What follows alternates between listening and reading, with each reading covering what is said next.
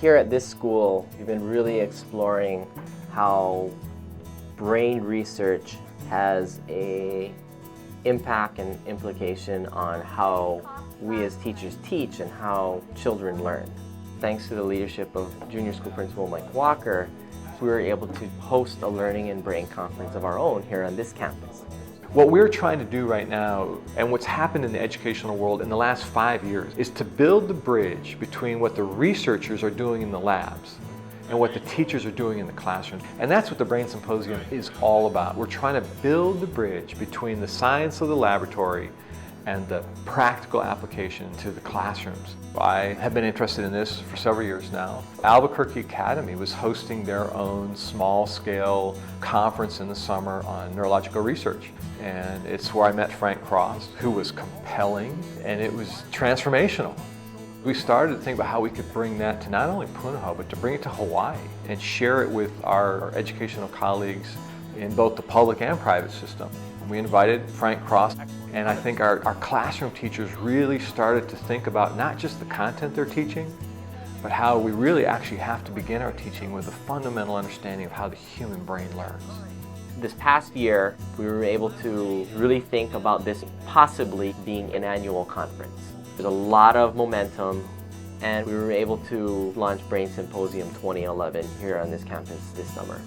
Because we felt so good about that first Brain Symposium, we invited Dr. David Eagleman, and he was a compelling, engaging, enlightening speaker.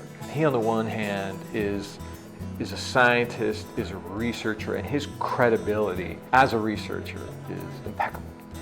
At the same time, he is a teacher, and when you are with him and when you're in his sessions, that's what you feel.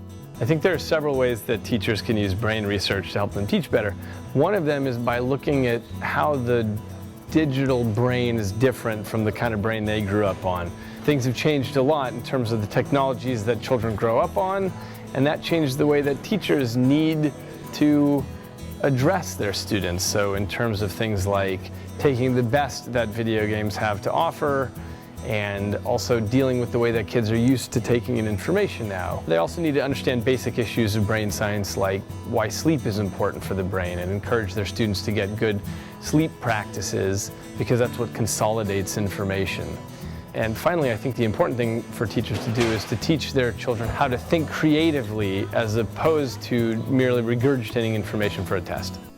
One of the pieces of the Brain Symposium that is a large part of what we do is making sure that it's not just the researcher that's kind of delivering all of this information.